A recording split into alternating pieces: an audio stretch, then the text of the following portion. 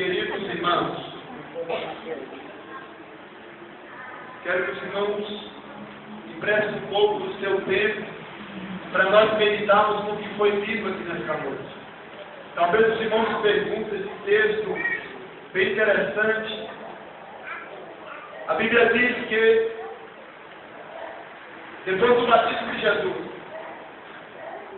no capítulo de número 13, ele sai da água, o Espírito pousa sobre ele. Lucas diz de forma corpórea como uma pomba. E a Bíblia diz que naquele mesmo instante, ele é impelido para o deserto, no capítulo 4, para ser tentado pelo diabo.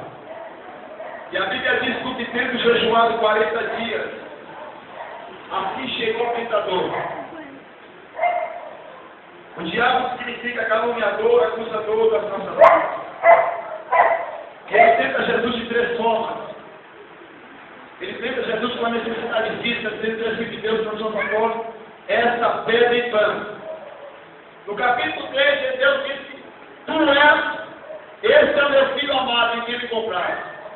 Quando a pomba desce, a pomba funciona depois de 400 anos. Mas o diabo aqui no capítulo 4, ele coloca em dúvida a filiação de Jesus. Ele quer trazer dúvida em Jesus que realmente era filho de Deus. E essa é uma ciência satânica para mim e para você. Colocar dúvida a respeito da filiação com Deus. Deus tem 5 classes de filhos na Bíblia. Deus tem filho por formação, que é Adão. Deus tem filho por eleição, que é Israel. Deus tem filho por geração, que são os anjos. Deus tem filho unigênito, que é Jesus. E Deus tem um filho por adoção, que é eu e você, que é a igreja do meu Deus. E a igreja está colocando dúvida. Tu és filho de Deus, transforma essa pedra em pão. Aí Jesus disse: tem só de pão, capítulo 8, Deuteronômio, verso 3. Vive o homem a palavra que sai da boca de Deus. Depois ele pega Jesus para o final, quando aqui abaixo, porque está escrito: aos teus anjos dará ordem ao teu respeito. Ele torce o texto. Aí Jesus olha para ele e diz assim: não tentará no Senhor teu Deus. Depois disso, a Bíblia diz que ele leva um alto monte e mostra todos os reinos e riquezas da terra. E diz: se você me cultuar, a palavra culto quer dizer prostrar-se e adorar. Eu vou dar tudo isso aqui para ti. Mas no capítulo de número 4, no capítulo de número 6, Jesus disse assim para os discípulos: que de Deus é a honra, o poder e a glória. Então Jesus está oferecendo aquilo que não é dele. Ele acha que é, porque não é que Adão deixou que se escapasse das suas mãos por causa do pecado. E ele tenta Jesus nós bem, vamos deixar essa terra, eu vou tirar essa glória. Aí Jesus olha para ele: aplaude de mim, Satanás. Só teu Deus adorarás, e só ele nosso mundo é dado para Deus. E toda vez o diabo ele vai chegar em mim e você no deserto para querer nos tentar. A Bíblia diz que depois disso que Jesus consegue o seu caminho na sua carreira, ele vai começando, andando. E a Bíblia diz que uma vez irmão saiu, capítulo 4, verso 18, e os que estavam na treva, a luz raiou na sombra da morte, ou seja, aonde já havia morte, Jesus chega com a sua luz para dar vida. Eu quero já profetizar aqui nesta noite, levando em nome de Jesus. Aonde Jesus está chegando para dar vida, aonde está morto, Jesus chega para dar vida.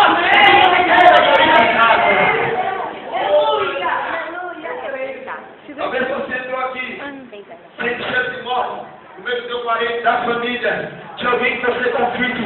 Talvez você olhe para alguém que está passando uma situação, mas Jesus está dizendo: eu chego para dar vida, eu chego para colocar de pé, eu chego para ressuscitar. E a Bíblia diz, capítulo 4, versículo 25. Jesus vendo a multidão, a grande multidão que ia deitar em Jerusalém, da Judéia e do Jordão, seguia Jesus. Capítulo 4, capítulo 5, ele sobe para o Monte das Oliveiras e ele começa a pregoar os seus maiores sermões, 5, 6 e 7. Ele começa a falar do sermão, vendo a multidão subiu ao monte, assentou os discípulos e com a Bíblia na mão,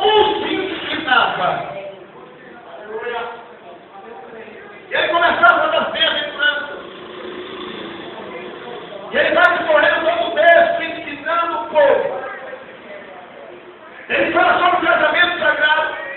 Mas quando chega aqui no texto que nós temos, Jesus vai tratar sobre juramentos e votos. Meus irmãos, eu quero falar nesta noite sobre votos e juramentos que muitas vezes nós fazemos ao Senhor.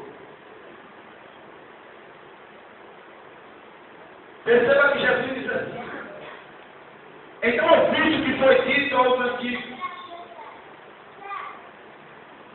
Ou seja, Jesus lembra o que foi dito no passado. Não jurarás falsamente, porque Levíticos 12, 24, 19 e 12 diz para não tomar o nome do Senhor Deus, jurando com falsidade.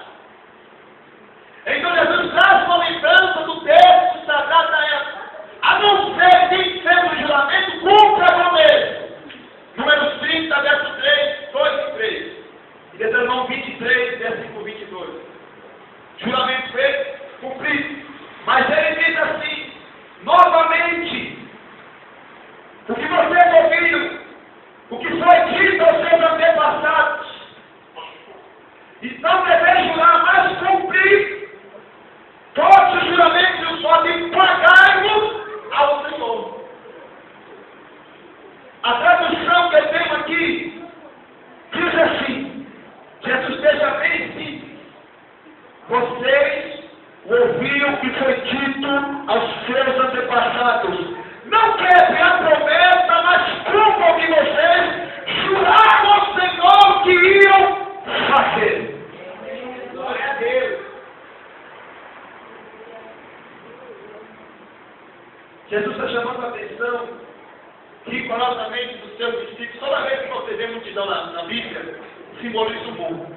Mas quando vê Jesus falando com os discípulos, simboliza a igreja. Vendo multidão, simboliza o mundo. Falando com os discípulos, simboliza a igreja. Então Jesus aplica o seu sermão, mas direcionado à igreja, que são os seus discípulos. E ele vai tratar sobre juramentos. Porque, irmãos, havia no preceito da lei que era proibido jurar no nome de Deus. Ou seja, empunhar a observância tudo que o nome de Deus, que aquilo que prometia a Deus. Os judeus eles costumavam jurar pelas criaturas de Deus, pelaquilo que Deus criou. Perceba que ele fala. Eles falam do trono, eles falam do céu e eles falam de Jerusalém. Na sociedade antiga, tanto judia como gentia, todos tinham o costume de jurar. Tanto para fazer negócio no meio político, no governo, no comércio. Porque ninguém confiava em ninguém, a não ser que colocasse o nome de Deus em jogo. Então os judeus tinham esse costume. Mas Jesus vai reprovar esse uso porque o juramento feito por coisas criadas, elas são de ser de Deus, Criador e Senhor de todas as coisas. Então Jesus está dizendo, se vocês juram pelas coisas que Deus criou e por Deus, é a mesma coisa. Não tem diferença nenhuma.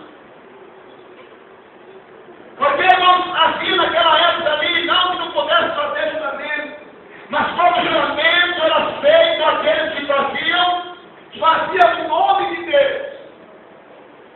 Agora entenda uma coisa, mas nós devemos evitar aqueles juramentos que fazemos sem conversa normais. Perceba uma coisa, as pessoas quando estão conversando normalmente, elas sabem a forma regularmente começam a fazer votos e juramentos e votam o nome de Deus.